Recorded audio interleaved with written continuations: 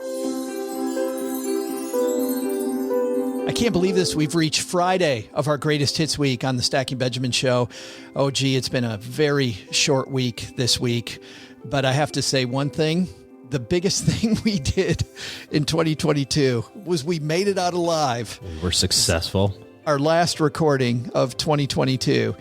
Here's to you, my friend. It was great getting to work with you and our team this year again. It was a fantastic, really a fantastic and fantastically weird year for us. I was away from the basement a lot on a book tour. You were all over the place. I felt like this year, you said yesterday, you reached mega titanium status. Go me. In that year. I think for 2023, my goal is to be home more. I would love to be home more. I don't know about you. Just be more purposeful, I think, in terms of travel. And it is funny because I felt like all of the travel that you and I did was pretty purposeful. But when I look back, maybe a little too much purpose. A little too much purpose. I want to back down on the purpose a little, maybe. I don't know. But Happy New Year to you, my friend. We're going to leave everyone with this gift because next Friday is an episode that our longtime listeners already know about. And that is our annual 8-Ball episode. Mr. Len Penzo from lenpenzo.com, who's one of our great contributors to this podcast, bought a Walmart 8-Ball a long time ago. And he bought it for one of his kids. And one year, just for fun, he took it out. It turned out, oh, gee, the 8-Ball was very, very good at predicting the future. And it's had great years, the first few years. It went through a slump. And well, we want to play as a prelude to this year's, which will appear next Friday, 8-Ball episode, the 2022 version of this. So in anticipation of next year's, this is last year's 8-Ball episode. Happy New Year, Stackers.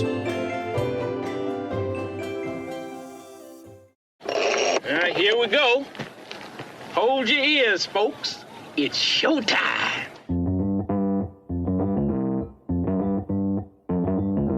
Live from Joe's mom's basement, it's the Stacking Benjamin Show.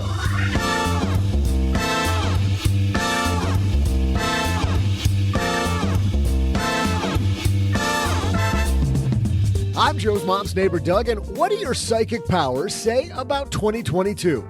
Today, in one of our favorite episodes of the entire year, we'll find out if our very own toy Magic 8-Ball successfully predicted the events of 2021. And of course, we'll then ask it to share with us what's going to happen in 2022. And that's not all. Is getting in shape and on a better diet one of your resolutions? We'll bring in the man with the healthy living plan to help you build your physical net worth. It's Angelo Poli from MetPro.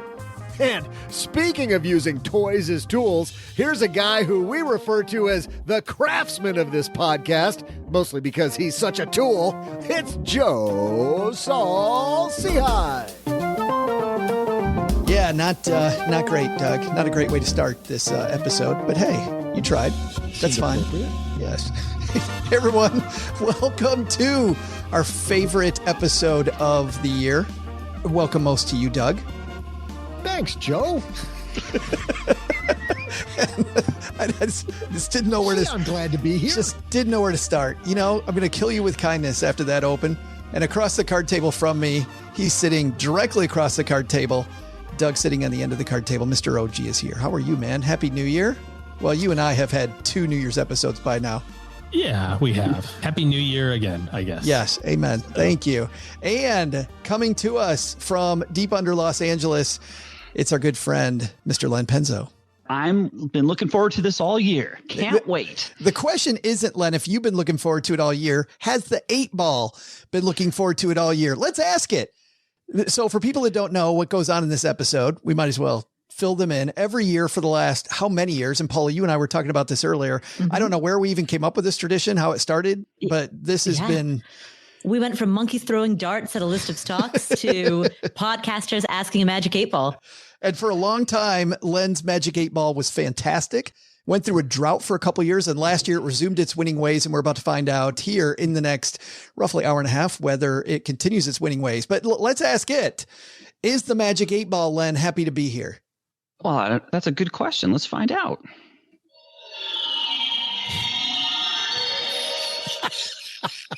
Without hesitation, yes. There we go. There it is. Aw. Absolutely. How heartwarming. We're off to a good start. We are. Should I calibrate the 8-ball before we start? How do you calibrate it, Len? What do you do? Well, you ask it a question that you know the answer to. Well, you just gotta make sure. For example, like I'd say, is it time for Joe to get a haircut? And we know what the answer is, right? So Absolutely. Let's calibrate. We'll know we're calibrated. This is dangerous. 8-ball, is it time for Joe to get a haircut?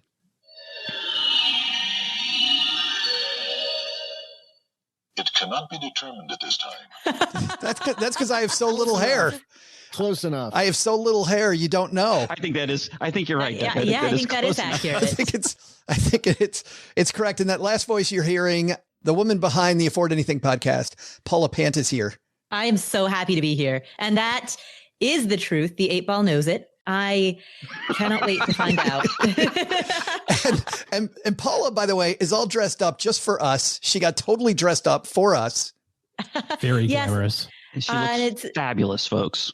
Oh, thank you. Thank you. I have a face for radio, so glad to be here. But that actually is a lie. Paula's headed to a party as soon as we get done with this. I am. But it's a party thrown by another content creator. So, Nomadic Matt, he has a very, very popular travel blog. I'm not sure where to find him, by the way. Oh, but go on. Oh my God, Joe. It's too soon. Too soon, Joe. So anyway, he's throwing a big party for a lot of other content creators, and I will be there. I see. Glad we were all invited, Paula. Lost my invite. It's good. But, what the hell's going on there? Okay. Len, Say OG, hi to Matt Doug, and I. Yes. Matt's a jerk face. Matt's BFF status with us is gone. We got a great show today. We got the whole team here. We're about to dive into the Magic 8-ball. Angelo Poli is going to help us at the halfway point get into shape for the new year. Angelo Poli from MetPro. We start this party with last year's questions, and we do 3 rounds of questions. And let's start off at the beginning of round 1, where Paula, you asked this question. Let's go back in time and listen to a year ago. What did you ask it? All right. For 2021, I will do the unthinkable and kick us off with a financial question. What are you talking about? Who are you this year? Right? That's just all of 2020. I had no idea who you are, and you're continuing it now. Of the Royals. Oh boy. In keeping with my time-honored tradition of always asking a question related to South America, my financial question is going to be, will the equities market of South America, as tracked by a broad market index fund representing all of South America, will that South America index fund outperform the Dow Jones Industrial Average as measured from January 1st through December 1st, 2021? And there's the question that, Paula, that you asked it. Yes. So I have to say, as I was listening to that replay, and I queued it up by saying this is about South America, and then I started with the words will as I was re-listening to this right now in this moment, I was like, don't tell me that a year ago I asked, will Ecuador accept Bitcoin? That would, I mean, right? Or El Salvador, have it as a currency. Oh, that's it. It's not El Salvador, or it's not Ecuador, it's El Salvador. That's all right. Darn it. Yes. Could have been either. Yeah, you were close. You were in the hemisphere. Even in her revisionist history, she didn't get the right country. Right? I've been to Ecuador 5 times. I should weird flex. I was going to say. Oh, yes. It's for the Chautauquas. It was for the fire movement. It was for a good cause. It was for Have a you very ever been good to cause. Irkutsk? Irkutsk? No, never. I've been there on my Len. I've been there on my risk map. Yes. Right next to. I was hoping somebody would get that. I would use it for a jumping off spot to get Kamchatka. Yeah, the Kamchatka Peninsula is a key strategic position to hold. I was wondering when we're going to get to this. Here's the thing: is it Can you repeat the part of this stuff where you said all about the things? Yeah, thank you for bringing us back, Homer. Ticker symbol ILF is a South American index. The Dow Jones Industrial Average did 16% better than South America. Polly, heavily invested in South America? Not heavily, no. A small portion of my portfolio, but nothing to write home about. Diversification. But the question isn't whether it did or not. The question is did the 8-ball? The right answer here is going to be no, right? Did ILF, the South American Index. The most index. confusing part about all of this. Yeah. Glenn, will ILF, the iShares Latin America index, beat the Dow Jones Industrial Average?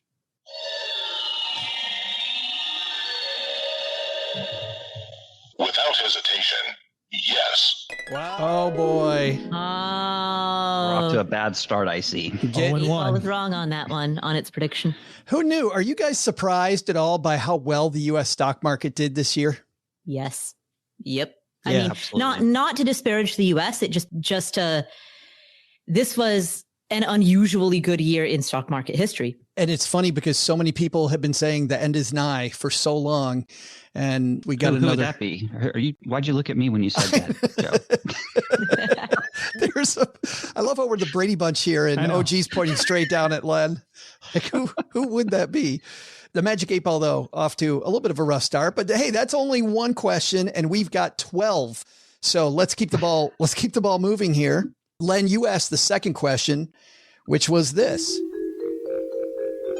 Will the Vanguard Strategic Small Cap Equity Fund, which is an actively managed blend fund that kind of blends between growth and value, will that outperform Vanguard's Small Caps Index Fund? Oh, asking about small companies in Yes. 2021. You know what's funny, guys? You know what's funny is not that I don't care what I thought was funny a year ago.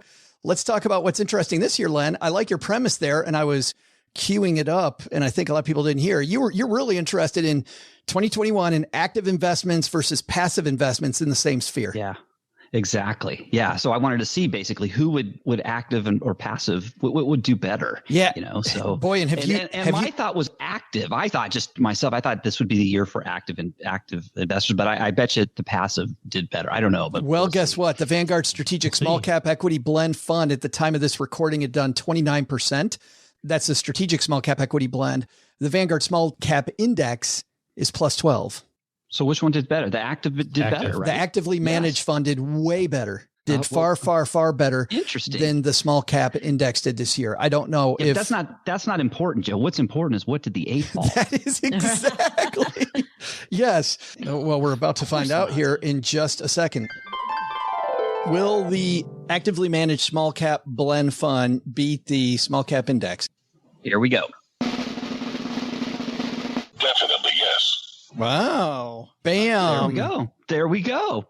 Ties it up. You know what? Now that I'm thinking about it, you know what, OG, I think it does make sense that the active won out because I believe the small caps did really poorly this year up until maybe the last couple months. I think they've started really coming on strong. No, you're shaking your head. It's been really volatile, actually. There's been periods of time where like the small cap index has done pretty well, and then other periods of time where it's been pretty volatile. It kind of depends on your start end time, but it makes sense. If last year the final part of the year was really good, reversion to the mean, right? If you have a plus 30 in 3 months, you're likely to not see a plus 30 in the next 3 months. It's just yes, that's true.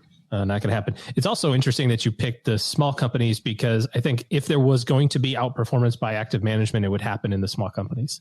I'd have to agree with that. Yeah, because that's where the work is and finding the nuggets. You could have actual impact on making a decision or finding the diamond in the coal mine, so to speak, versus, the S&P is kind of hard. I will say this. So I've talked before, I like to invest in mining stocks, and it's dangerous, very volatile. Investing or mining? Investing or mining or investing in mining? Investing in mining is you have to have a strong stomach for it. So, but I've done both. I have taken some of it. I've taken a portion of it that I'm doing on my own, and I've hired a manager, a fund to do it as well. And the fund totally beat my butt this year. So I didn't do as good. The next question that we had, OG, was yours. And OG, you asked this question. Big talk at the end of 2020 was all about DoorDash, Airbnb, and of course, our most favorite stock of all time, Tesla. So here's my question. Is an equal weighting of DoorDash, Airbnb, and Tesla, a third in each, going to outperform the S&P 500? Oh, that it did. Isn't it wild that a year That's later? an excellent question. I don't know about Airbnb, but I think DoorDash went up a monster amount. DoorDash actually went up the least of the four. Oh, you're kidding. Went up the Okay. least of the four. DoorDash by itself, by the way, got beat by the S&P 500 as of December 15th. DoorDash was up 15%. Airbnb up 27. Tesla up 49. Like 50 or something. But you know what? 15%, that's nothing to sniff at. I mean, that is excellent. I would take 15% in a year. That's awesome. Not at all, Len, but think about a year ago. You know, a lot of people think the individual stock like DoorDash would have beaten the index, and owning the index was better than owning a company like DoorDash. Yeah, amazing. That's just wild. But the answer is yes. Here's the question, though. Did the 8-ball get it right? Let's listen. It cannot be determined at this time. Oh, yes, it can, 8-ball. Boo. The answer cannot be found at this moment. Wow, this is turning into a presidential controversy. Everything points to yes. Oh, now it's certain. Ooh. All of a sudden it went, no, don't know. And then finally it's like, okay, fine. Yes. And the good news is it was correct. Yes. Better late than never, Len. But that means 2-1 now. 2-1. The that's good. Magic 8-ball. Yeah. The night is still young. 66.6% success rate. Oh, but it only gets better from there. People have been hanging out with us on this podcast for a while, know what my question's going to be, and it is this one. Mine for the first round, I'm going to do what I did last year and go to Facebook. And I like this question because it goes along with the theme I've had all year long, tracking these Robinhood scandals. Whenever I get on the internet, I feel like I see another scandal coming out of Robinhood. So here's the question. Len, 8-ball. 8-ball. Will Robinhood have yet another scandal in 2021? And before we listen to that, Robinhood not only had one scandal, I think they had 3, OG. Yeah, I can't keep track of it. I know of at least 2. There was just another data breach, yet another data breach. Are data breaches scandals these days? I think we can call a data breach a scandal. Okay. I think so, yes. Yeah. I mean, I'd say the big Robinhood thing that's on everyone's mind was what happened during GameStop, right? When Robinhood halted trading, and then people started really looking under the hood and understanding how payment for order flow works. Robinhood really lost a lot of its credibility at that time. You kind of feel like it, but then every day there's just tons of people going, oh, so I pulled out my Robinhood, and I'm like, really? Still?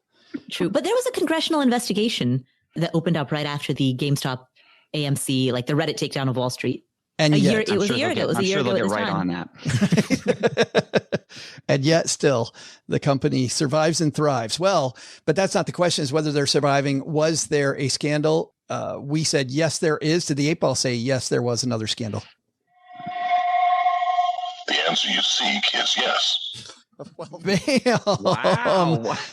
The Excellent. 8-ball, after a little slow start, maybe getting the rust out, even though we warmed it up, Len, we warmed it up and we still had a slow start. Yeah, no, it's this is fantastic. Yes. Just like old times, just like in the early days. It totally is. 8-ball is rolling. That brings us into round 2, and Paula kicks off round 2 here with a question that I think shocked everybody. Nobody saw this question coming a year ago. All right. Well, it's time for my annual British royalty question. Oh, you do those? Do you do British royalty questions? Yeah. Oh. I don't know if you noticed, but long-standing tradition of asking about the British royals. Although I suppose I'm going to ask about Harry and Meghan, and technically they are no longer senior royals. So I don't know if a question about Harry and Meghan qualifies as a British royalty question entirely. A junior British royalty question. I feel like there's a pun somewhere there just waiting, but I can't. It's not coming. Anyway. I'm going to repeat the same question as last year. Will Harry and Meghan announce a pregnancy in 2021? Okay, let's see. And we'll see in just a second. But Paula, you know the answer to that one. On Valentine's Day 2021, they announced. You had to reach back to remember that, didn't you? Yeah, your memory is impeccable. It's impeccable. It really blurs together. Like my 2020 and 2021 blur together so much. I don't know what year is what. No, but the good news is they did, and they also had a safe birth. They now have.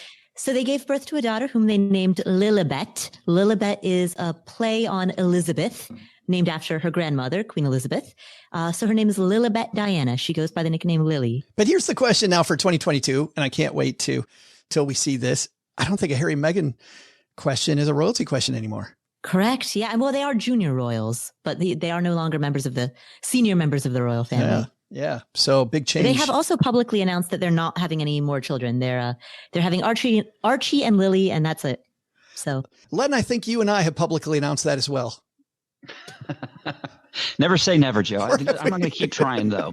Yes, I will publicly announce that there will be no more children in the saul-sehy not household. For a lack of trying? Is that what you're saying? Yes, not for a lack of trying. That's the best way to put it. Okay, off of that, and let's see. The answer is yes to the 8-ball. Get it. It has been determined so. Wow. All right. Wow, we are on a roll. We were excited then. I'm even more excited now, Len. That's 80%. It is kicking butt. The score now 4-1, 8-ball way up, 5 in. Once again, we've got 12 of these things plus an extra tiebreaker question, just in case it comes down to that. We go to Len's next question. We were surprised by Paula's question. Equally surprising was this one from Mr. Penza. But you know what? I also love my gold mining shares. And so I want to know if 2021 is the GDX, which is the Gold Miners Index, the Van Eck Vectors Gold Mining Index, basket of gold mining shares, will that outperform the S&P 500 in 2021? I think at the time, Len, you thought that it probably would. Oh my God. I had visions of what is that, sugar plum fairies or whatever dancing in my head. I really thought I was going to be set for life. I was really licking my chops. Golden sugar plums. And anything but. It's yeah. For people that don't follow the price of gold, until December 15th of last year, ticker symbol GDX down 12 versus an S&P 500, which was up don't say it. 25, up 25. 40%. Painful. Yes. Big difference there. So the answer was no, it did not. Let's hear what the 8-ball said. That is a likely outcome.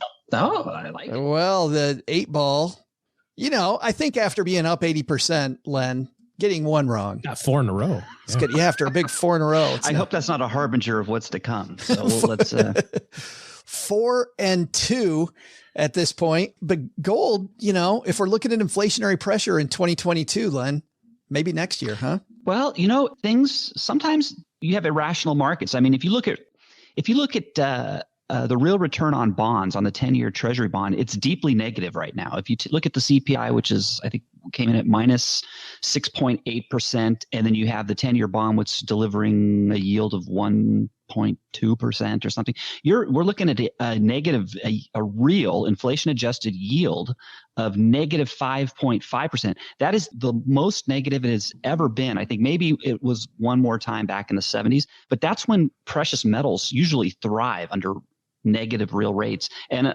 so markets are irrational. You think crypto stole some of its thunder? Stole some of its money? Quite possibly, Joe. I think that's an excellent A lot of the same people that would have invested in gold are now moving over there. OG, that brings us to you. And you also asked a question that, let's just listen. But he's got a new project. Joe's writing a book. So my question is Joe's book going to be published in 2021? I thought you were going to say, is Joe going to sell 1 million copies or something like that? I like the cynicism of, is it even going to happen? That's great.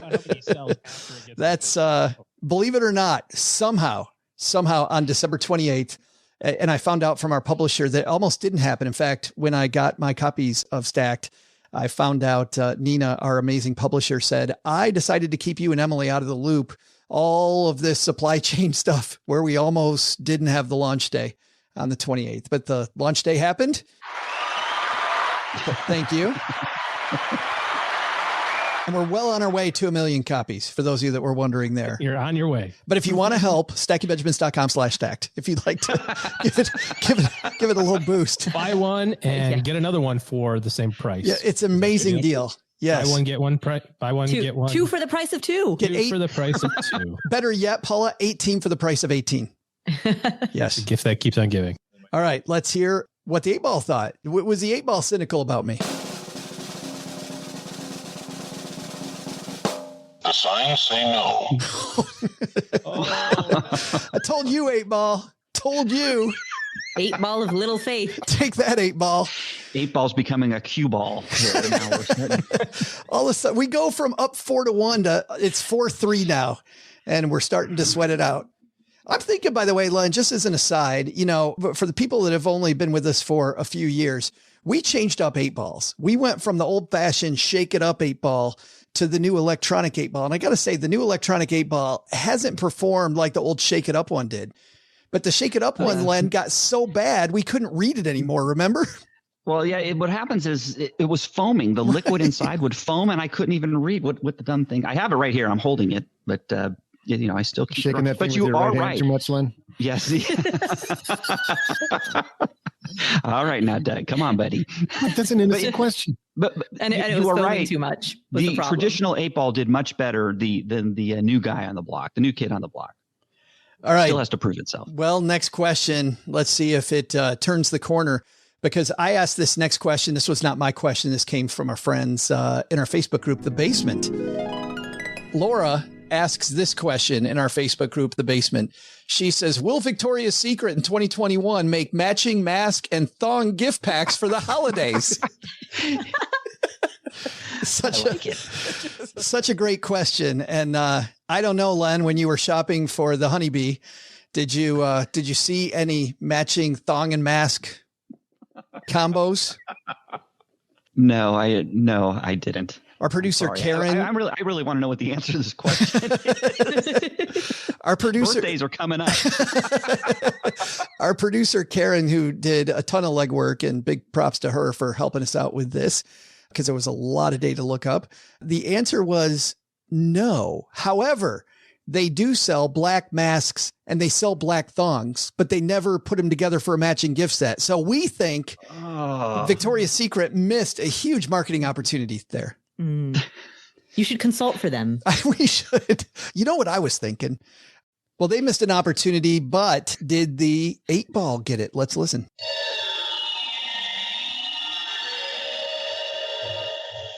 Everything points to no. Hey, so the 8-Ball said no, it was not going to happen. It was correct. Was it just me, or did the 8-Ball sound extra sexy when he said that? I know. Well, yeah. And I also noticed how disappointed Paula sounded when the 8-Ball said no. Well, hey, I'm just saying you could consult for them. You could charge them like $350 an hour as a marketing consultant. Hey, I've got a great idea. There are already people on podcasts talking about this. It'll sell out immediately. You don't think every middle-aged man has tried to be a consultant to Victoria's Secret already? You get one for free with the purchase of Joe's book. A matching set. Yes. Yeah. Goes along with the title, Stacked. Matching book. What's the word? Bookmark. Matching bookmark. It's so good. So bad. So bad. And that brings us to our final round. 8-Ball's up 5-3. Let's see if we can eke out a victory. Paula's back. Will Queen Elizabeth meet with either President Joe Biden or Vice President Kamala Harris in person, face to face, at any point in 2021? We'll say prior to December 1st, 2021. Will the Queen meet with the new president or vice president this coming year? And we know the answer to that, Paula. The answer is yes. I do not know the answer. The answer is yes. Yes. President Biden and Queen Elizabeth. Was that when they took a nap together at the COP26 conference? Does that count? President Biden and First Lady Jill Biden met with the Queen in June of last year. So very nice. The answer is yes, that did happen. But So we what don't did really 8-Ball care say? if that happened or not. Right. Let's listen in. 8-Ball, what did you think? The answer is unclear. Try again. Of course. We waited for that. The magic 8-Ball's like, I can't find Delta flights anywhere yet. Yeah. No. Wow, that was just That was definitive, no. wasn't it? That was definitive. I think it was grouchy, Len. Sounded grouchy. Yeah, that's boy. He was definitely he screwed that one up. Well, it's now 5-4. We're into the home stretch. 3 more to go. We're back to Mr. Penzo. Let's listen in. All right, so let's see. I've asked 2 financials. I'm going to ask my wild question for this group here. You know what? I like golf. I love Jordan Spieth, but something's happened to that guy. I mean, he's 27 years old. He started off like gangbusters. He's the first golfer to win a tournament as a teen since 1931. He's won 3 majors. He's won 11 PGA tournaments, all before the age of 23 or 24. But since 2017, the guy has fallen off. He just can't do anything. He can't win anything. What has happened to him? And so what I want to know, 8-Ball, is will Jordan Spieth win a golf tournament, a PGA golf tournament in 2021? All right. And the good news, Len, as a Jordan Spieth fan, he did. Jordan's back. Yes, he came back this year, and he actually won one, maybe 2. Can't remember, but he definitely won 1 tournament, I know. Much better year than the year before, either way. Oh, fantastic. Oh, but not for previous 2 or 3 years. Oh, yeah, he had a great season. He won one. He won the 2021 Valero Texas Open is the one that he won. But who cares? Did the 8-Ball think he won? Yes. All right. Yeah. Nice. And that means the 8-Ball goes up 6-4. All right. Can't lose. Can't lose. Can't lose. We've got 2 questions left. Paula? Oh, I mean, technically, the 8-Ball still could lose. The next question, if the 8-Ball gets it right, then the 8-Ball can't lose. That's true, because we do have a tiebreaker question. Oh, you have a tiebreaker question? We do have a tiebreaker okay. question. Well, then I guess you can lose. You're right. Yeah, see, we're not going into any of this. We learned about that and the trivia contest, which will start next week for this year. We've learned we're not going to have ties anymore. Not going to do that. All right, OG, you were up next, and let's listen. Out of the stock. Net outflows. Net outflows. So my question is, are inflows into U.S. equities going to be positive? Or said another way, will there be outflows or inflows? But will there be inflows, net inflows into U.S. equities in 2021? Because the market's only up like 13% for the year. So this is actually a perfect time to put your money in. Not like earlier this year when it was down a whole bunch. That's sarcasm. So will there be inflows, net inflows, U.S. equities in 2020? And inflows. Well, it's funny, OG, because it goes with never mind. too many cocktails to make a funny joke. you were talking about, sarcastically saying, not the market's up 13. It's a great time to put money in. Not as good as earlier, but it was a great time to put money in then. Yeah. Because you got another 25% this year after that. It's always good to put money in. Well, and that's the thing. People worry about the stock market being at an all-time high and that sort of stuff. It's like, but it kind of always is, it just kind of, if the economy's working the way it should and you believe in the economy, it should be up more than it's down. It doesn't matter whether or not you believe in it right now. If you're thinking about buying stocks, you better be thinking 10 years, 7 anyway. And do you think in the next decade, the stock market will be higher? And if you're 30 or 40 or 50, this money is to be used when you're 100. So in 50 years, is it going to be higher? Probably. So. Unless you're Len and you think zombies are right around the corner. I was thinking Len's head's about to explode. Yeah, it's painful. I admit it. That's fine, Mr. Penzo. But if you're looking to hire an advisor, you can visit stackingbenjamins.com/OG. There it is. Meet with his team. The dude who called it. Yes. Here we go. Let's hear the answer was that there were inflows, all segments of the market. We had ETFs up. We had global funds up. We had U.S. Based funds up. We had so many inflows into the market. Not mining shares, Joe.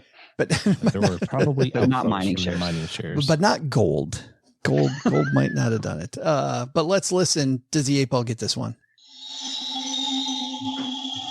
Highly doubtful. Well, the last 2 years are. Well, the market got pessimistic, and listen to our voices. By the way, we all sound like we were pessimistic about the market this year, going in, and 25% year, and the 8-ball got that one wrong as well. So that means 6.5. We're at 6.5 with one. This is really coming down to the wire. It's almost like it's a 50. It's almost like it's random. If you, it's like almost like a completely random outcome. There's no way. It's definitely not all random. No, that's a far-fetched theory. Yes. There's got to be another explanation. It's this 8-ball is not as good as the one that got all foamy. That's much better. Okay, I got the last one. Let's listen in. The last question in this weird year of sports that we had in 2020. The year will end in early 2021. And my question, Len, is the Big Ten Conference had to change the rules at the last minute just to let the Ohio State Buckeyes even get into the playoff game for the Big Ten. It's in the Big Ten championship game. They actually changed the rules for them. So my question is, as a result of that move, will the Ohio State Buckeyes be the football national champions in 2021? Ooh, let's find out. And I said that just to get that look right there from OG. He's like, it's like, yuck. What the hell are you talking about? Yeah, I don't know who's more interested in the outcome of this answer. Is it the folks from Michigan or the folks in Ohio? Yeah. Let's find out. We're going to find out in just a second, but on record is, oh God, no, I hope not. But then it came down to, who do you hate more? The final ended up being Alabama against Ohio State. Which one of those teams do you want to win, OG? Alabama against Ohio State. I'm not sure that I'm allowed to vote. That is a painful question. And I say this every year with so much reluctance, but I have to go with a Big Ten school. I have to at least root for the team that kicked the shit out of us. Right? I have to go for that team. A lot of people give, Alabama or the Patriots, when Tom Brady was there, a lot of flack about like, oh, it's just Alabama. Alabama wins it.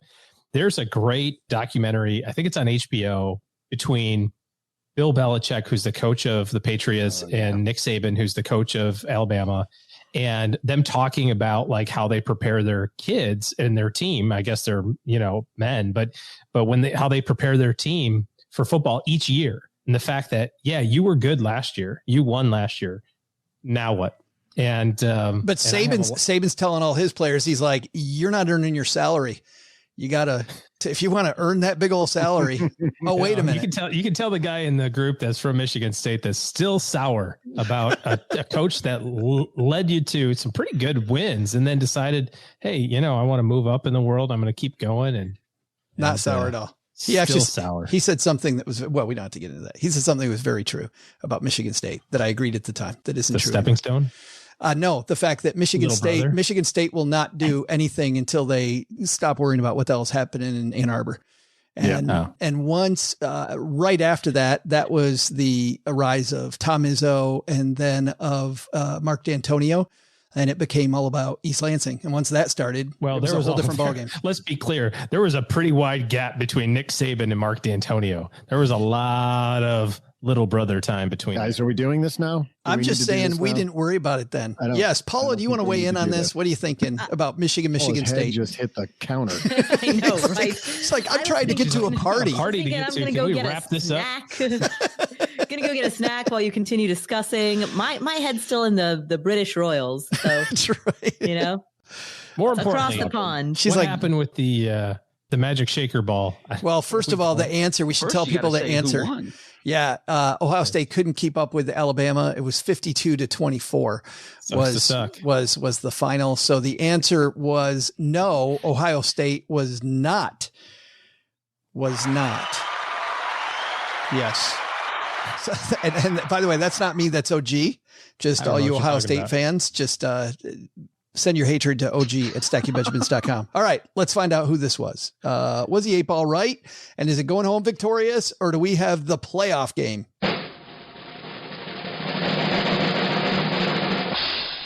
Without hesitation, yes. Wow. The Ohio State Buckeyes, OG, going to win the national championship. Yeah, that wasn't true. No. What's even better is that they can't this year either. So it's a win-win. Because who's in the game instead, OG? We don't know yet. Well, we don't know. But who's in the playoffs? I understand Alabama to be in it. Yes. The University of Georgia. Yes. There's a fine school in Ohio called Cincinnati. Amen. It's kind of sort of a school in Kentucky. I mean, basically, if you research the history of Florence, Kentucky, they were robbed of Cincinnati, so they should own Cincinnati. Cincinnati's basically Kentucky, so we're gonna go with that. Yeah, as a former local, we used to call it Cincinnati. There you go. Thank you very much. See, I told you. You don't want ownership of Ohio. I get it. And then there's a school from Ann Arbor that's in the playoff. But who knows how it's going to shake out? We'll see. And everybody's wondering, are we going to finish this up? And let's do that right now. And so this was our extra question. Let's listen in and see the 8-ball. Can the 8-ball defend its honor? Will Joe Saul-Sehy being on the Afford Anything show more often completely wreck the podcast? Go. That was our tiebreaker, Paula. Wow. So what's the answer? Well, that's up to you. But if ratings are still high, if things are going well, I thought the answer would have been yes. I would have broken your show by now. Did it wreck the podcast? Oh, geez. I mean, okay, so this is getting a little Schrodinger's cat, right? Like, I can't determine, like, if I influence the answer. Wait a minute. Then wait a minute. It sounds like a resounding yes. You did. No. I just is the podcast we're not talking about is it more successful? The question was, did I wreck it? Is the podcast still operating? Correct. It is still operating. Yes. And you still have listeners? Yes. Well, then I think we have our answer. So then you did not wreck the podcast. It didn't go to zero. That was the standard of effectiveness. As long as you have at least a listener. I didn't drive Paula out of podcasting. I mean, that was really good, Joe. That you how you got Paula to say you didn't wreck it, but boy, she sure sounded like she was going towards. I had to get her off that, Len. That's that disruption thing. I was disagreeing with the whole like with me being an active participant in determining the outcome, because with all other questions, none of us have any direct influence over the outcome. If a certain ticker symbol does or does not perform the S&P 500, none of us can directly influence that. Oh. If Harry and Meghan announce pregnancy, that to the people with AMC theaters. That's true. A couple $100 in that thing changes the course of history, Doug. So, I think to have a pure, unadulterated, like uninfluenced by human touch type of answer from the Magic 8-ball, it needs to be as objective, i.e. not subjective as possible, meaning none of us can influence the outcome. I think that's true if we were talking about, was it more successful? Was it more successful, I think, but did I wreck it? I think you can be kind of objective. Okay. Yeah. All right. So then objectively, no, you did not wreck it. All right. You heard it there. We need to keep that recording. Joe did not wreck the pod, no matter what happens.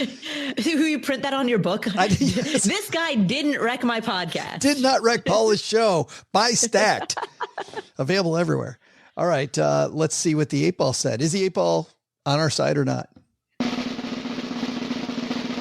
answer is no. Bam! 8-ball wins. The honor is still intact. Just barely, Len. Just barely.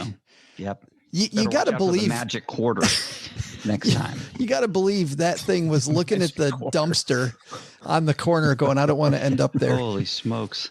All right. Wow, that was close.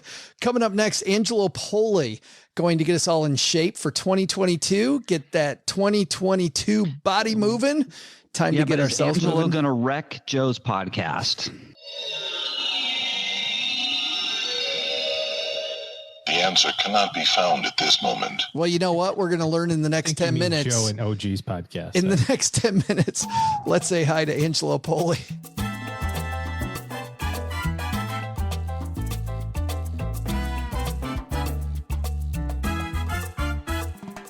And I'm so happy he's back.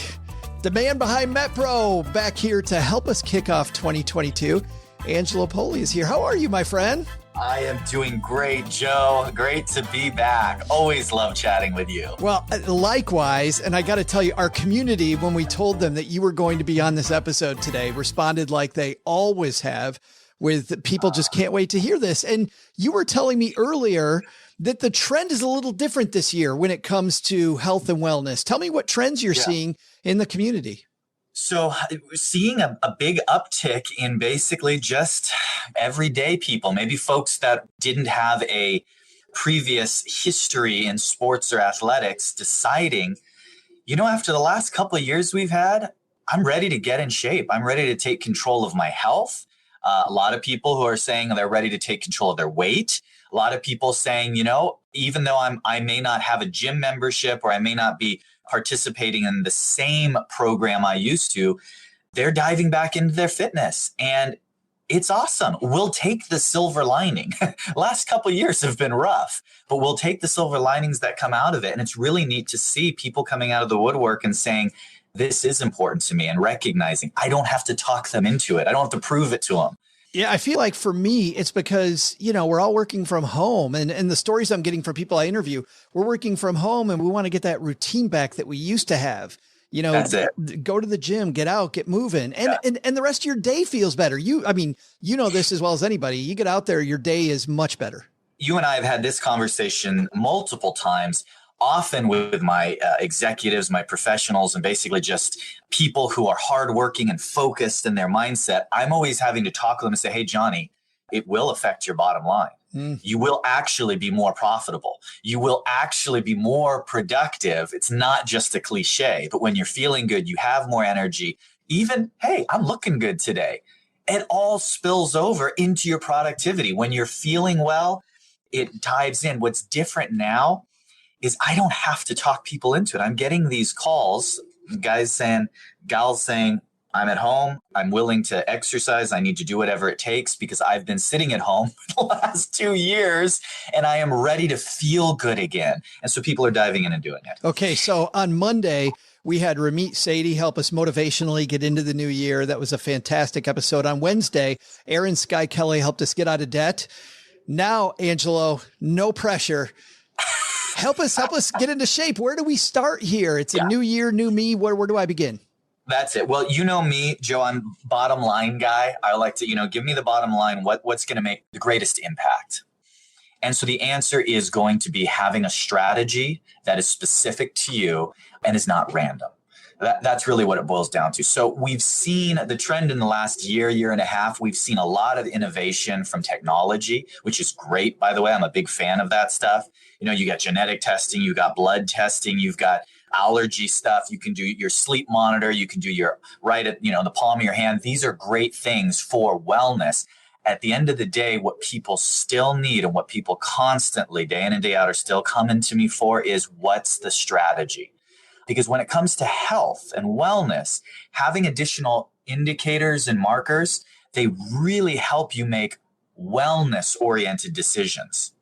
But when you have a specific goal, let's use, for example, and I always bring this up, it's not that weight loss is the most important goal. It's just the one people come knocking on my door stymied with the most often. Sure. So I keep going back to this. If you have a specific weight loss goal, you have to have a specific plan for you, because what you can do is you can go and you can do all of the testing, the metrics, and start a program and see results for about 2 or 3 weeks. You're still going to end up in the same spot. And that is, you're going to hit a fork in the road.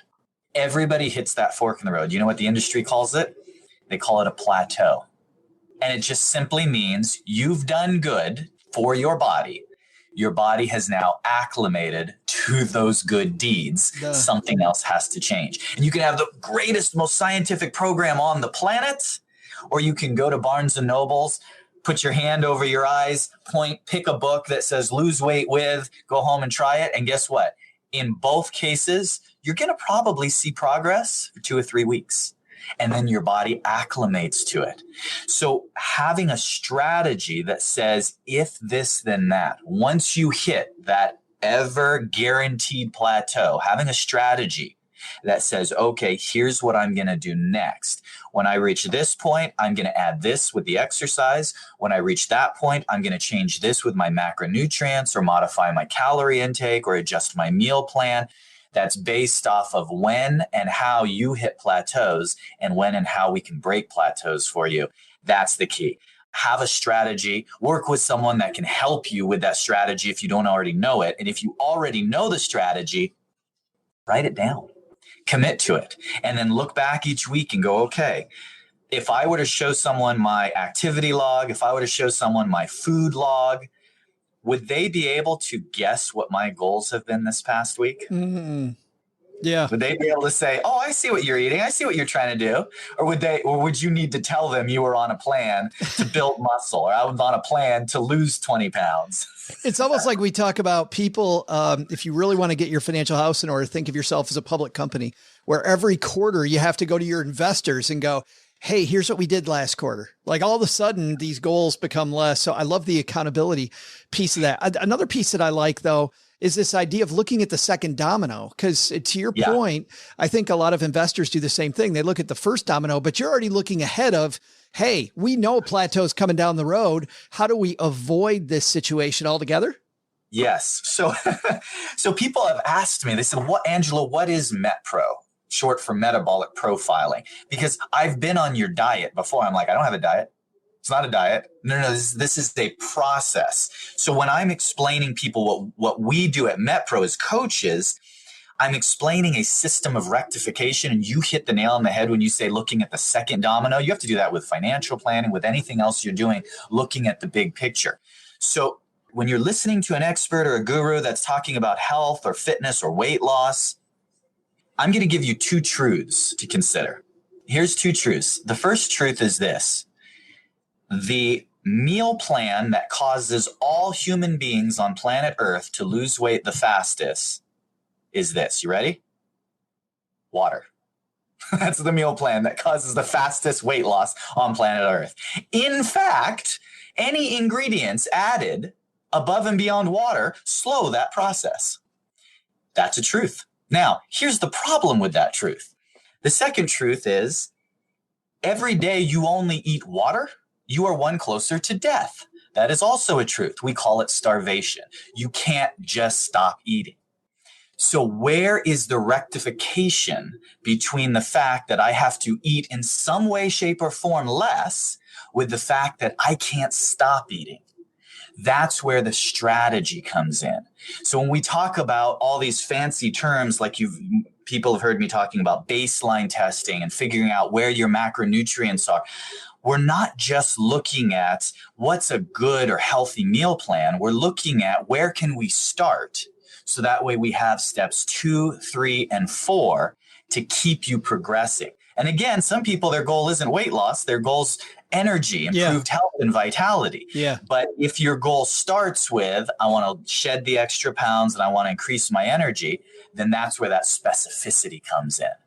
So action step, because I know we only have a few more moments. I'm big on giving our listeners at least something to walk away with. It's like, this is great. I understand I could work with a professional. I know what you guys do, but just give me something I can do tomorrow. Here's what I tell people. If you want one disruptive behavior, in order to have any strategy, you have to have consistency.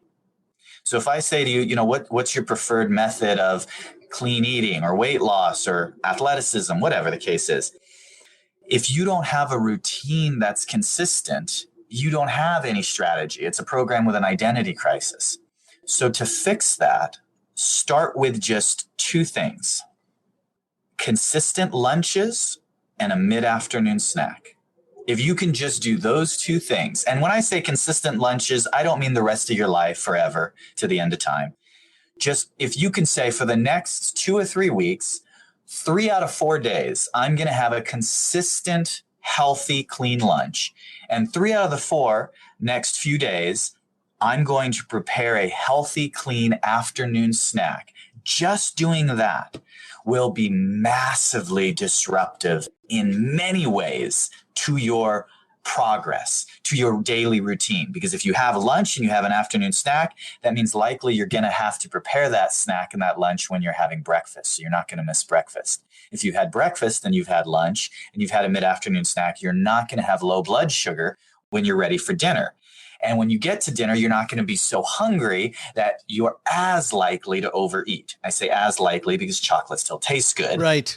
But less likely. And so now we've had a program, a plan where we've just changed 1 or 2 things that can massively affect the bottom line. I know that's what you're about, right? I am about the bottom line. Amen, brother. Let's get some Benjamins. But you know what? I've got one more question. I think you just answered it with that phenomenal tip, which is diet or exercise. Which one do you start with first if you're doing neither right? Or do you do them both? Is it a 1-2 punch? That's a great question. No, the answer is diet. And it is not for the reasons you think. It's not because diet is more important than exercise. Exercise is very important. It's that diet is much harder to establish a consistent routine. It's more confusing where to start, where to begin. There's a lot, it's shrouded in mystery. And it's something that you have to do not everybody eats 4 or 5 times a day, but you have to eat every day, at least a few times a day. And so if you're going to start somewhere that's going to have the greatest impact, I tell my clients, and I have for years, you come to the gym to exercise after we talk about your diet. And if we haven't gotten that right, we're going to use that hour to go shopping for food and to preparing your meals. Because if you want to impact your health, if you want to impact your weight, if you want to impact the major markers of wellness, it starts with your diet. You also need to get active and exercise, but start small. Start consistent, but start small. A lot of people say, well, I'm ready to go. So they go to the gym and they do this 2-hour boot camp that crushes them and they're, crippled for 2 weeks. And then you're done. And then you're done. Don't do that. I tell my clients, start with something you can do for 5 to 10 minutes, but do it every day, or at least 5 days a week, because we can build on that. Diet first, 5 to 10 minutes of exercise a day second. That's if you're not currently in a routine. And then build from there. Angela, I wish you got excited about this. I totally wish you liked what you did. I also wish you knew of a program that could help people with this stuff. Rumor has it you might know one. If you go to metpro.co/SB for Stacking Benjamins, we got a special offer for you guys. You'll actually get to talk to a coach, not a call center somewhere, a coach who will just, get to know you and can speak more specifically about what a specific routine could look like for you. So metpro.co/SB. You can check us out at MetPro. It's awesome. Angela, thanks for hanging out with us, and thanks for helping us make 2020 you 2020 you. How about that? 2022 to help us make. Thank you for helping us make 2020 you. Wow. I love it. I think I just came up with that. Somebody already did that before me. Thanks. Yeah, that's right. TM. Hi, I'm Derek, and when I'm not working on the hook for Joe's mom's next greatest rap album, I'm stacking Benjamins, baby. We're back here for the second half, and this is the part where we ask the Magic 8 Ball questions. We're going to run through 3 rounds of questions, guys. Paula, you are up first. What's your first question for the 8 Ball going to be for 2022? What are you looking at?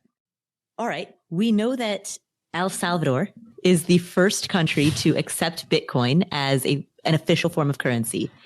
Will any other nations in Latin America I'm extending it to all of Latin America, Central and South. Will any other nations in Latin America accept any cryptocurrency as an official form of payment? Before December 15th? Before December 1st. Before December 1st. All right. Len, what do you think? Do you think that's going to happen? You know what, Joe? Who knows? I would say no, But I think what they're going to do instead is go with central bank digital currencies. I think so too. Did you say cryptocurrency or Bitcoin? I said any cryptocurrency. Yeah, I think what they're going to do those. I think they're going to go with the central bank digital currency. But yeah, and crypto is going to be different then, right? Crypto is going to be different than central bank. Yeah, that's digital currency. Definitely different. Yeah. Oh, do you agree with that? Which way you go on that?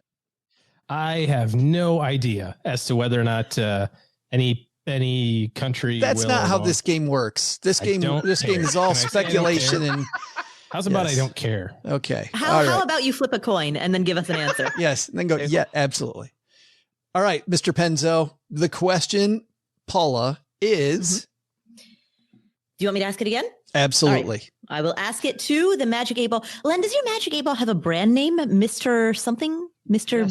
Predicto. Mr. Predicto. How have I not been addressing him by name this entire time? How rude of me. It isn't. By the way, Predicto. the cheaper 8 Ball was Predicto. This is Mr. Predicto to you. Whoa, whoa, whoa. Eventually, you're going to upgrade to like Dr. Predicto, Professor Predicto, Reverend Predicto. Right. I mean, all right. So, my question to your Magic 8 Ball, who I have just learned goes by the name Mr. Predicto. In the year 2022, at any point between January 1st through December 1st, will any Latin American nation, meaning any nation in Central America or South America, other than El Salvador, accept cryptocurrency as an official form of payment? Will the government of that nation announce that it accepts any cryptocurrency as an official form of payment?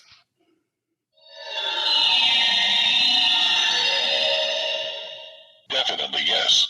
Cool. Well, it's going to expand. Wow. We shall see. Go. So we have a positive 8 Ball to kick off this year's predictions. For bonus points, does anyone want to guess which country that's going to be? Who will be the first? Chile. Ooh. All right. Done. I think, man, I don't know which country would. Guatemala. I'd say Venezuela. Oh, Venezuela is a good one. That's a better one. That is a good one. I should have taken that one. Yeah. Yeah. Yeah. Can I echo that one? All Sure, right. go ahead. Yes, you can. It's on the record now. Paula echoes that one. Next up, Mr. Penzo, what are you thinking? Okay, so my question is, obviously the inflation's around, but will the CPI print double digits in any month in 2022? We had, by the way, variations on that question in the Facebook group. Mark and Mike also asked. Gretchen also asked the same question. So lots of people asking this, wondering variations of this same question. So all right, good stuff here. Let's do it. Great minds think alike. Let's see. Yeah. Definitely yes. Yes. You know what? I'm going to go out on a limb. I'm going to say Mr. Predicto is going to be correct. The Magic 8 Ball. Going to be lots of inflation. Yeah. Yep. I think so. Yeah. Double digit. That's ugly. Well, it was already printed 6 point. What did it print just recently? It's in the 6s now, right? That is ugly. Big gap between 6 and 10, though. Yeah, I know. Mm-hmm. Yep. And they can also change the methodology CPI too. is completely BS. But whatever. Yeah, of course it is. Yes. By the way, by big gap between 6 and 10, OG means 4. Just defining that. OG. 80% change, but yeah. Depends on if you think 4 is a big gap, but yes. OG, you're up, my friend. Cool. All right. So got this one from the audience at home. Will Congress, we'll just say Congress, the collective, will they kill backdoor Roth contributions? Yeah, proverbial man. Oh, yeah, good one. IRA, then you convert it to a Roth. Will they kill it in, between now and the end of the year? That also was asked by many, many people here in the basement. Wow, really cool. Lots of people wondering. E. Lulla asking that. Backdoor in now. Yes, Mike asking that question. Several other people. So let's do it. All right, here we go. Everything points to no. No, they will not kill it. How about that? That's interesting. All right. Aren't they trying? They're trying to stuff that in the bills right now, aren't they? Everything I see. Yes, absolutely. A lot of people stuff Stuffings. Come on. A lot of Congress people stuffing a lot of things in the back door lately. Oh no.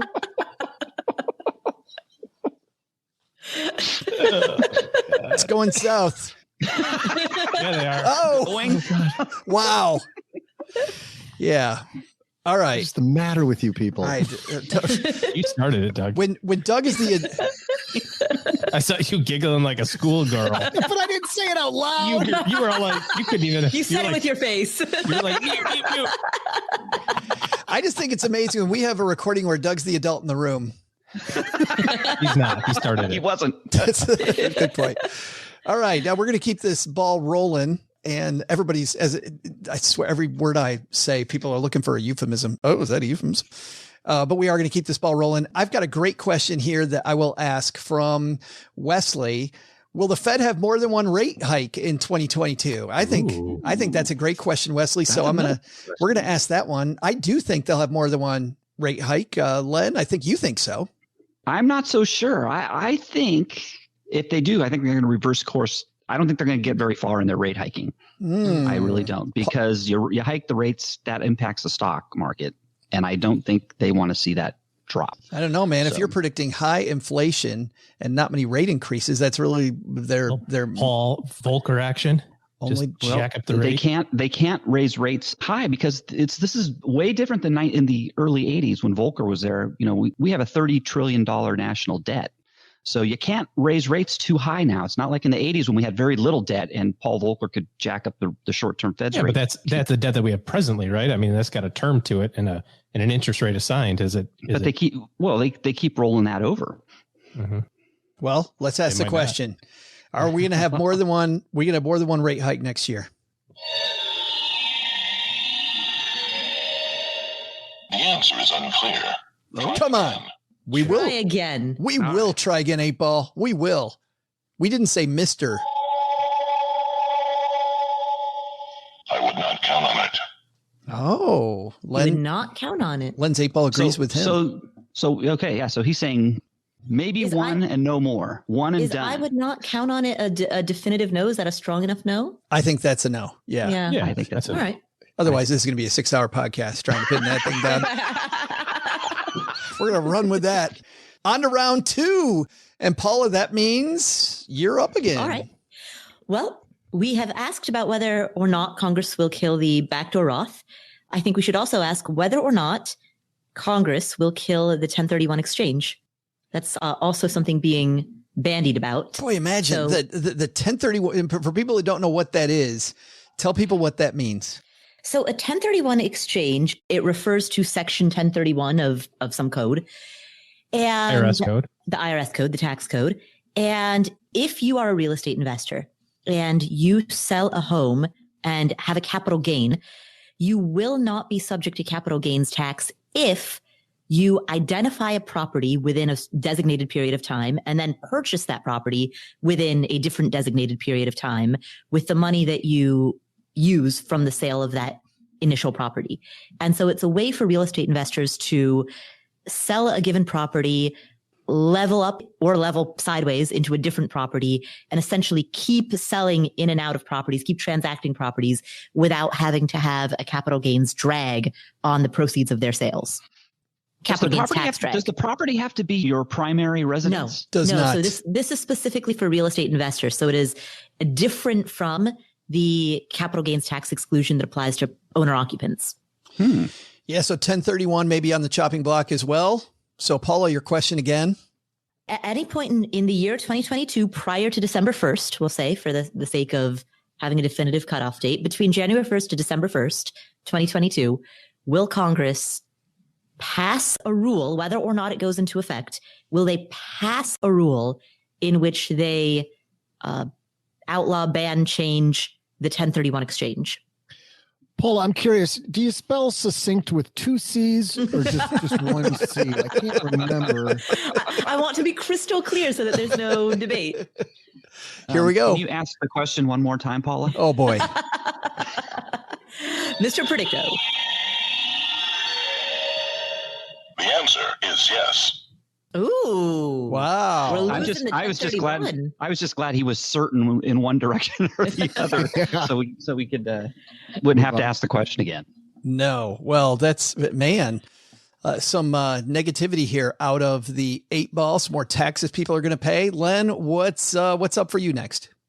Let's see here. I have one related to housing too. My question is the average U.S. housing price in 2022 going to be more or less than what it was at the end of the year in 2021? So basically, I'm asking, is home prices, the average U.S. home price, going to fall? I'm always just wondering, how are we going to measure that? Do we have a measurement?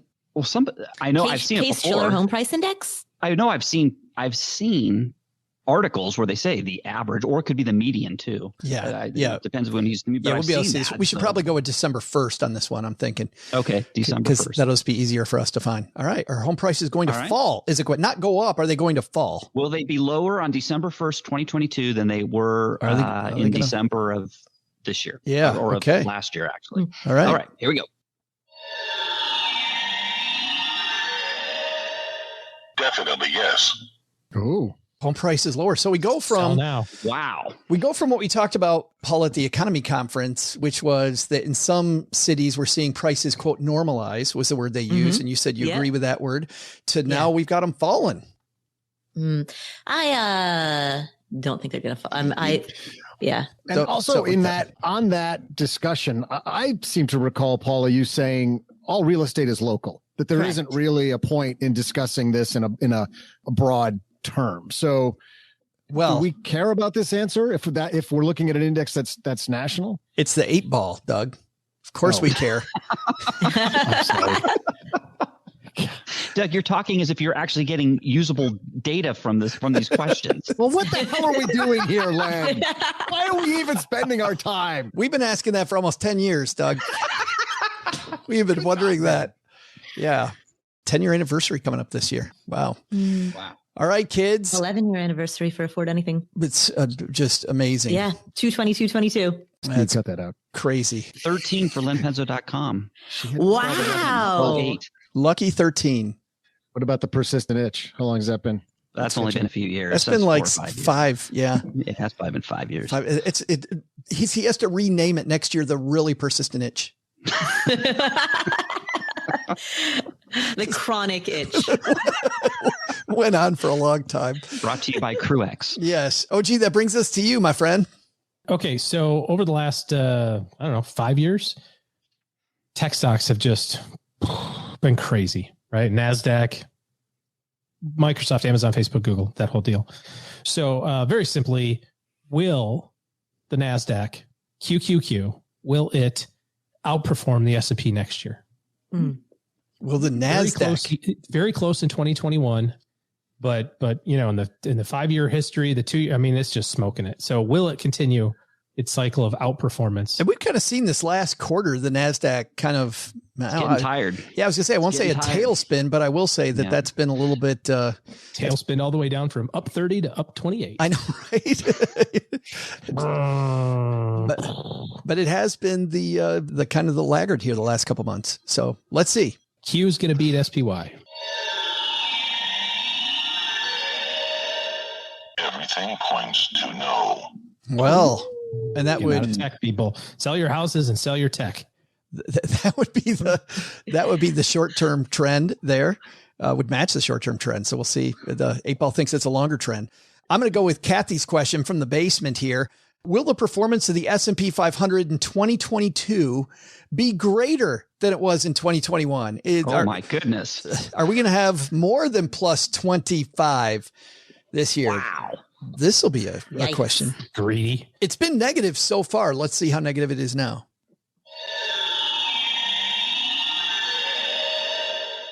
The signs say no. That will not. And that would make sense. Did I just say the magic 8 ball makes sense? What the hell? Well, we'll see. 50% of the time, it's right every time. Wrong with me. Paula, we're up to our last question. I know you've thought long and hard about this. Just relax and lean into it. Tell the 8-ball your final question. Okay.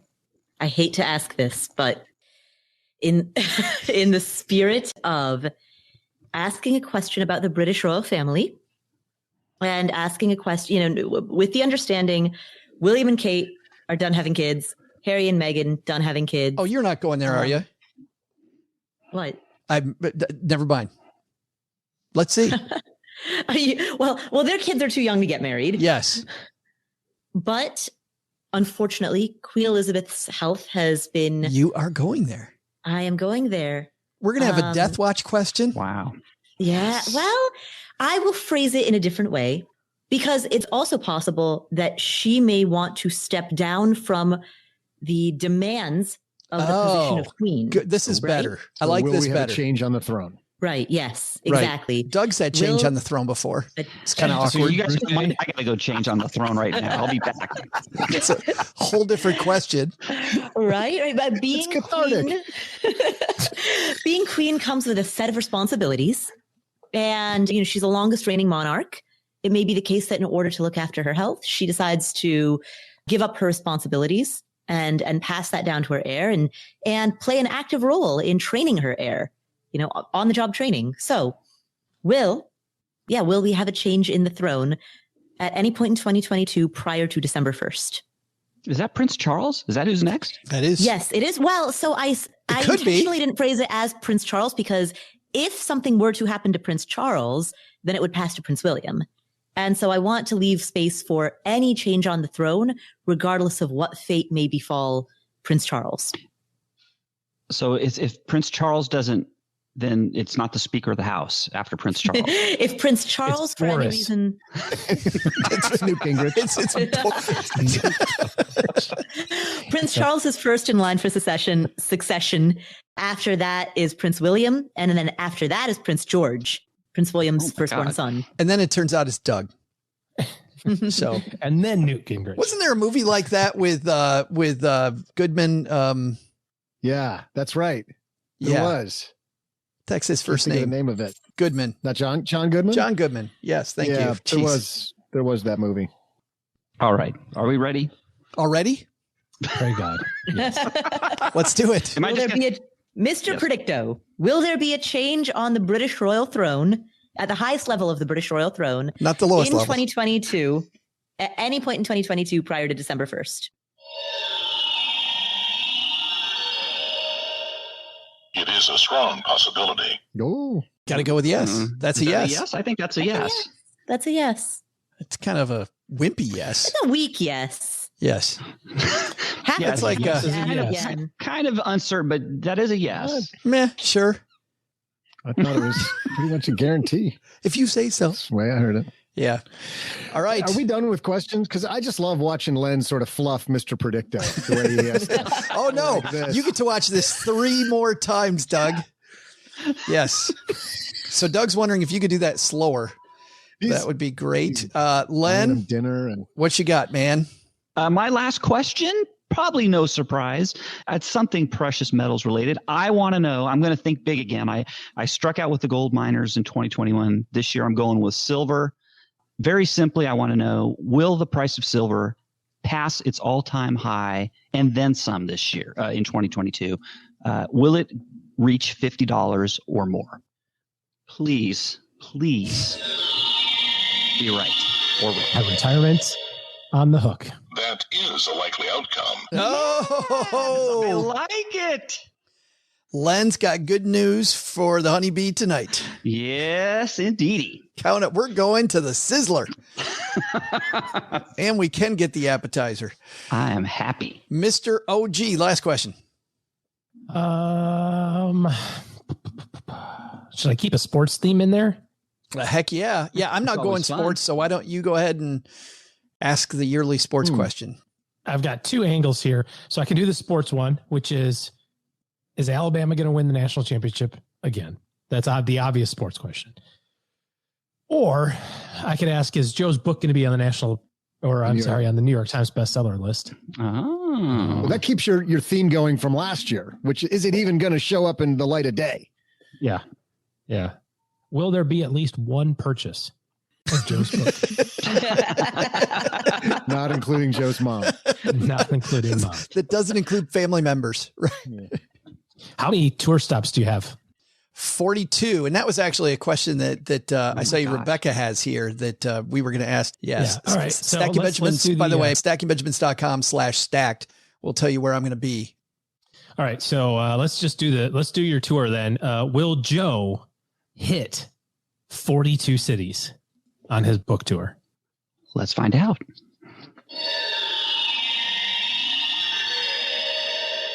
The answer cannot be found at this moment. Yeah, it's because it was a vague question. It's like on 42. I'm going to say, can I give you some leeway? Say more than 37. More than 37 of the 42. There you go. Do we actually make it to 37? Yeah, you might make more. The answer is no. Ooh, negativity. Negative Nancy. Negative Nancy the whole day today. I've been told by a lot of people that are like, are you crazy? You're doing that in what time frame? Okay. So we shall see. But hopefully. That's a grueling tour. I mean, that's grueling. Yeah. You know what? You pull the Band-Aid off, but when it's the stackers, you can hang out with stackers. How great is that? That's true. That is across the United States. That is true. We're going to see if we can get Len to San Diego and to LA. So Len's looking at me like, I think I can pull that off. Len's like, I can, but if you're watching the video, the look on his face is like, I'm not hanging out with you, man. Pass. Hard pass. All right, man, then I've got the last question, and I was going to ask Rebecca's. So let's do this one. I'm going to do a question. We do one political question every year, and this is magic. This is the magic 8 ball that remember predicted Donald Trump, and this was a year before the election. He did. It was a year before the election. So, the question that we have here from the basement that we'll ask is. This is the midterm elections, right? Will the House and Senate have a shift in majority? Meaning, so that's going to be both. So what he's asking is both. Ron asked, will the House and Senate see a shift in the majority?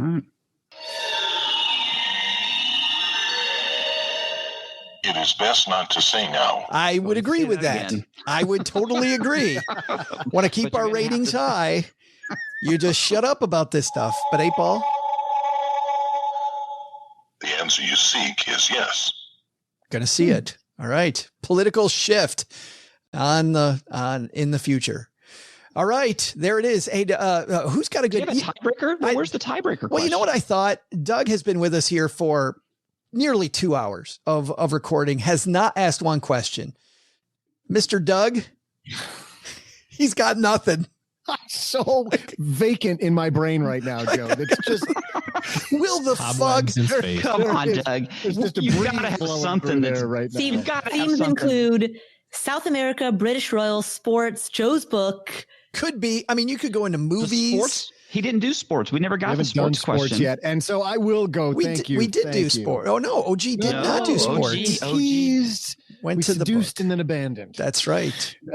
So I am going to go sports, and I am going to ask: will Purdue make it to the Final Four the Final Four in basketball? The NCAA basketball tournament. Pretty good basketball team. Good. Let's find out. Highly doubtful. Wow. That dude sucks. We've been stroking him for 2 hours and he comes up with that crap. Do you know, the good news is you're going to save a lot of time, Doug. I mean, think about all the time you would have watched Purdue all season long. You already know the outcome. So it's good. Me and the Fin are going to be heartbroken. But did you hear the derision in the 8 Ball's voice too? I mean, it was perfect. It wasn't even Nolan. It was Cha. Yeah. Why are you wasting my time with that tone of voice? Oh, unfortunately, I know this was a short show, but we should probably go. Let's find out what's going on where all of you work. Mr. Penzo, what's going on at lenpenzo.com? I did. It was time for a family taste test challenge again. So I got the family together and we did peanut butter. We did 5 different peanut butters in a blind taste test challenge. We did a couple store brands, one from Walmart and one from my local Albertsons, and then 3 name brands. And as usual, you may be surprised at what the blind taste test results showed. True. That sounds like a Are they all crunchy? Are they all smooth? No, they were all smooth. As a matter of fact, I did a little research. Did you know that 49% of Americans prefer smooth, and I think it's 29% prefer chunky, and then the rest crunchy. What did I say? Chunky, crunchy, Chunky. Not crunchy. chunky, It's not chunky. crunchy. It's crunchy. You said chunky, but it is crunchy. Well, it is. 49% I'm thinking ice cream. Chunky and monkey. the other smart people, the rest remaining of the, people, both. They like both. They don't care. They They'll like take both. It any way There they is can only get one it. kind of peanut butter. I'm with OG on this. ones that have Same, peanuts same. Yeah, in only them. crunchy. You're Yes. Crunchy. There should be whole totally. peanuts in there. No, I'm Entire afraid- whole. Oh yeah. How do you Split know peanuts. Basically, be what you're butter getting is with peanuts? peanuts laying on top of it. Yes. And What if some those jam. aren't peanuts inside there? You don't know what you're crunching. Pretty sure it says on the jar may Yeah. contain He's peanuts. kind of picky about Peanuts that and stuff. oil is basically how much. Yeah. I'm not taking any chances, so mine better be smooth. That way, if I crunch something, I know I've crunched I something. would say shouldn't you be have crunched. less idea what's in there when it's smooth than when it's crunchy. Right. Anything could be blended into that. Right. When it's all. Where was all this damn debate during the main show? Like, where was it? Those subjects. All of a sudden we get on, Those are boring all of a sudden we subjects get that on nobody peanut cares butter and about. everybody's like, no, this is where we draw the line. This is meaningful. This affects people's daily lives. This is, yeah, and a true story, by the way, which is the honeybee accidentally dropped some chocolate in it, and they realized that this could be a thing. A little chocolate, peanut butter, maybe. Those were commercials in the 70s, Paula. Accidentally dropping chocolate into peanut butter? That's how they created Reese's peanut butter. Or they Big bump into aha each other. moment. Guy with the chocolate and the Yeah. It's girl time to with move the, on when peanut we're butter. explaining the context of this stuff. Paula, what's going on at Afford Anything? On the Afford Anything podcast, Joe, you have not wrecked my podcast. We've established that during today's recording. We got the applause So- there. You know, the thing, I forgot that it was a year ago that you had just begun coming on to every episode in which we answer audience questions. It's been a year. It feels like longer. I forgot that it was a year I don't know ago at if this that's, point. I don't know if that's a good thing or not. Well, I mean it as a good thing. I mean, it feels so natural that I can't remember a time, or I distantly remember a time when we weren't doing it like that, but that feels like a lifetime ago. We have had a Yeah. lot of great questions from people and a lot of laughs, Absolutely. and we had the Spindrift moment in 2021. Oh my goodness. That was hilarious. Yes. And tune into the Afford Anything podcast, go through some of our older episodes if you want to know what that Spindrift moment was. That's one, what we have in store for 2022 is that, Joe, you're going to continue to be on every other episode answering questions that come in from the community. I just got a contract extension. Yes. I'm going to, Absolutely. I'd like 50% more money. Okay. What's 50% of zero? Oh, crap. Never mind. Yes. And that's at the Afford Anything podcast, where finer podcasts are distributed. You know what? I'll give you a jar of crunchy peanut butter. Nice. Well, it's not going to Len's house. Chunky. So definitely going to mine. All right, guys, that's going to do it for today. Thanks for hanging out with us, everybody. Such fun as usual. Big thanks to all of you for hanging out for this extended episode. Love our Stacker family. All right, Doug, you got it from here, man. This show is the property of SB Podcasts, LLC, copyright 2022. Thanks to Paula Pant for joining us today. You'll find her podcast, Afford Anything, wherever you're listening to us today. Thanks to Len Penzo for joining us today.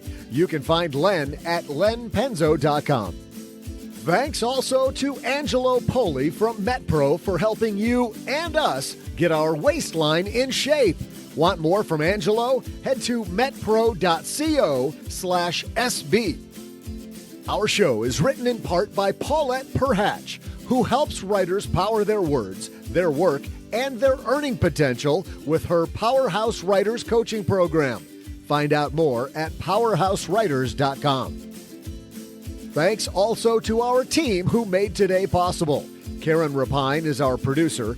Tina Eichenberg and Gertrude Smith are our social media mavens, and Brooke Miller handles the show notes and our amazing newsletter, The 201.